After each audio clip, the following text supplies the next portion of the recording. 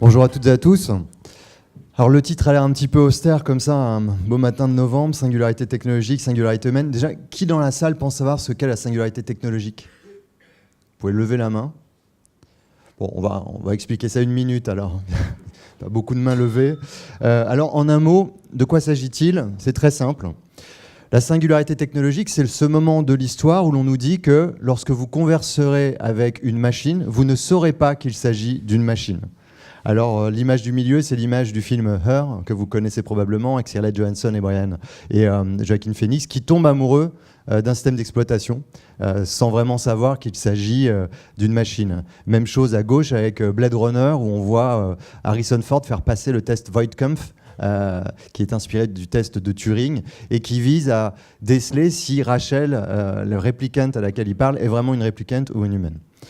Donc en fait, l'enjeu, c'est de se dire quoi? Pourquoi on en parle aujourd'hui? Pourquoi ce matin au Hub?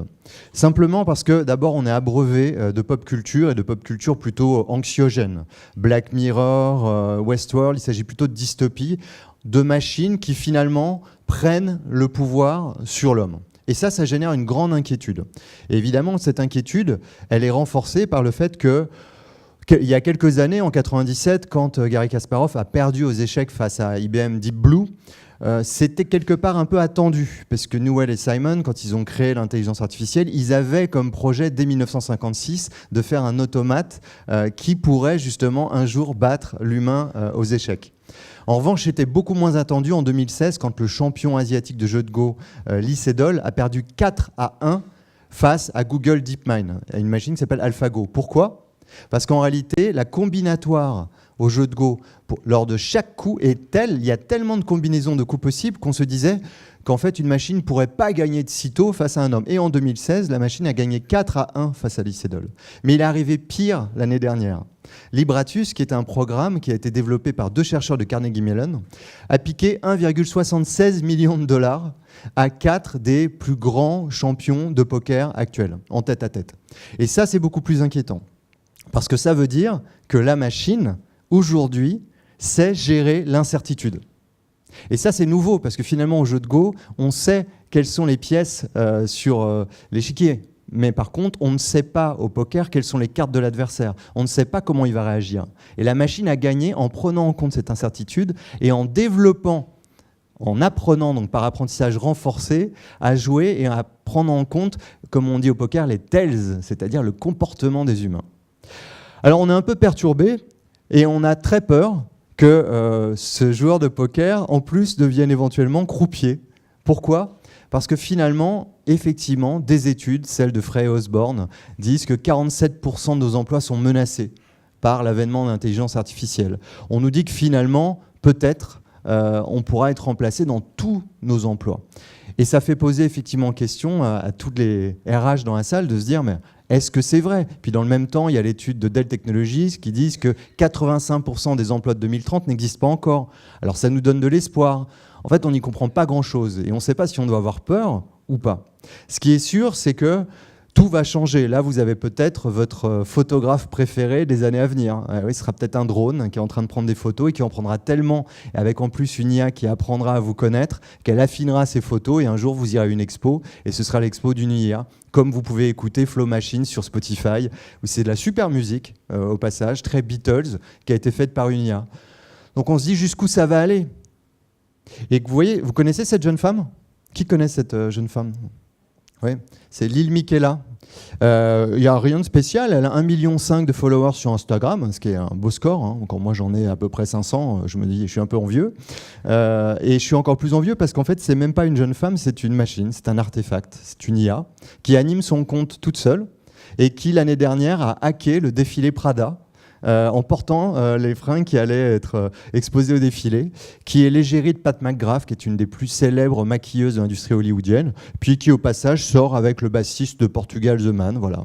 Donc un musicien, donc une IA qui sort avec un musicien, tout ça est très normal.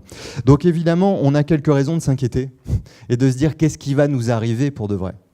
On ne sait pas si la singularité technologique est déjà arrivée ou non, mais ce que je sais moi, c'est que il y a beaucoup de brouhaha autour de ces questions-là. L'étude de McKinsey récente est assez intéressante. En réalité, il n'y aurait que 5% de nos activités qui seraient automatisées à 100%. Et 30% de nos emplois seraient automatisés à 60%. Ce que ça veut dire, c'est qu'on ne va peut-être pas être remplacé. Ce que ça veut dire, c'est qu'il va peut-être falloir apprendre à collaborer avec des machines. Et la bonne nouvelle, on a des exemples très fructueux de collaboration. Vous connaissez tous, j'imagine, K2000. On a tous vu David Hasselhoff épaulé par Kit et sauvé par Kit dans bien des situations. Et je crois que finalement, l'enjeu de demain, c'est celui-là. C'est l'enjeu de la collaboration avec des machines. Alors évidemment, moi qui viens de passer d'iPhone à Android il y a 15 jours et qui ai galéré comme pas permis, quand je me dis il va falloir apprendre à collaborer avec des machines, ça me fait très peur parce que je me dis waouh, qu'est-ce que ça va donner? Eh bien oui, il va falloir développer de nouvelles compétences et c'est peut-être ça l'enjeu des RH de demain, que d'aider tous ces collaborateurs, toutes ces collaboratrices à développer ces compétences. Lesquelles? D'abord, la capacité à tenter, à créer, à ne pas avoir peur de la machine. Là, pas de meilleur exemple que le doc dans Retour vers le futur, qui tente à peu près tout et n'importe quoi. Évidemment, il y a quelques catastrophes, c'est sûr. Mais en même temps, on a tellement peur de faire une connerie. En gros, rien que quand vous synchronisez vos photos sur iTunes, vous tremblez. Alors imagine comment ça va être quand il va s'agir de travailler avec des IA. On a peur, mais il faut oser. Parce qu'en gros, rassurez-vous, moi j'ai un doctorat en informatique, mais je suis très démuni face à tout ça aussi, parce que finalement, on ne sait pas comment ça marche. On ne sait pas comment on doit s'y prendre. Évidemment, il va falloir développer notre esprit critique et comme nous l'invitait à le faire Mr. Keating dans Le sac des poètes disparus, adopter un autre point de vue sur la technologie. Évidemment, on peut avoir peur, mais la technologie, il ne s'agit pas, comme le disait pour le coup Laurent Alexandre, d'être un bioconservateur, mais plutôt un technoprogressiste. En un mot, comment on va pouvoir bénéficier de la technologie et la mettre à notre service. Et cet angle de vue, c'est l'angle qu'il faudrait davantage développer. Avis aux scénaristes, ça ferait probablement de très bons scénarios, ce qui n'est pas du tout présent sur Netflix. Évidemment, Emmanuel le disait à l'instant et Caroline, apprendre à apprendre, apprendre à désapprendre, apprendre à réapprendre. Et oui, vu que tout va changer, l'adaptabilité, c'est sûrement une des compétences clés de demain. Mais au finish, ce qui m'intéresse le plus, moi, c'est de savoir comment on va développer notre prisme personnel. Parce que finalement, cette collaboration machine, si on est, j'expliquais ça à un enfant de 2 ans, je lui dirais simplement, bah voilà, on va partager le gâteau du travail en 2. La question, c'est quelle part on va garder pour nous. Et le drame, c'est qu'on ne sait pas quelle part on va garder, parce qu'on ne sait pas ce qu'on peut vraiment apporter dans le monde du travail, qu'est-ce qui fait notre différence, qu'est-ce qui fait notre singularité, et que ce que chaque personne dans la salle pourra apporter, qu'elle seule pourra apporter dans la société. Et oui, c'est le vrai enjeu, c'est le véritable enjeu de demain, c'est de trouver notre singularité. Et notre singularité, c'est savoir comment on fonctionne, quels sont nos talents, quelles sont nos aspirations. Et ça, rien dans la société ne nous invite vraiment à le découvrir. Même aujourd'hui, dans le monde du travail, je ne vais pas vous demander de lever la main, mais si je demandais qui se sent exactement à sa place dans son entreprise, je ne suis pas certain qu'il y aurait tant de mains qui se lèvent.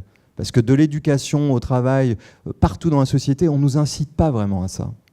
Donc la clé pour avoir une collaboration heureuse avec la machine va consister à savoir qu'est-ce que moi je peux vraiment apporter et qu'une machine ne pourra pas me prendre. Et évidemment, ça fait appel aussi à toute notre dimension émotionnelle, toute notre dimension relationnelle, qui est largement refoulée du monde de l'entreprise. Le cœur en entreprise, je ne vais même pas parler d'amour entre entreprises, mais faire des choses avec du cœur. Est-ce qu'une machine, demain, va faire des choses avec du cœur?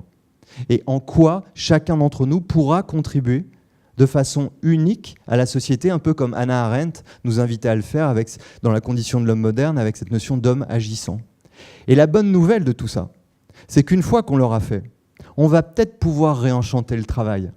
Parce qu'à ce moment-là, au lieu que ce soit juste un gagne-pain, peut-être que votre rôle à vous, RH, c'est d'aider chacun à trouver le travail qui lui conviendra et prendre le travail peut-être comme la plus belle opportunité que l'on ait, de réaliser, de se réaliser, d'exprimer nos talents et surtout de le faire au profit du bien commun. Parce que trouver sa singularité, ce n'est pas devenir individualiste. Trouver sa singularité, au contraire, c'est savoir vraiment qui l'on est, ce que l'on souhaite faire et comment faire bénéficier la société. Il y a presque un acte politique au sens contribuer à la vie de la cité. Et là, moi, j'ai un grand espoir que oui, les machines, oui, la singularité technologique, non seulement elle ne nous écrasera pas, Mais elle nous aidera à révéler toujours davantage notre singularité parce qu'on ne sera pas obligé de travailler pour vivre, mais peut-être qu'on arrivera vraiment à vivre pour travailler, vivre pour contribuer à la société. Et c'est bien comme ça que je souhaite que les machines demain soient à notre service.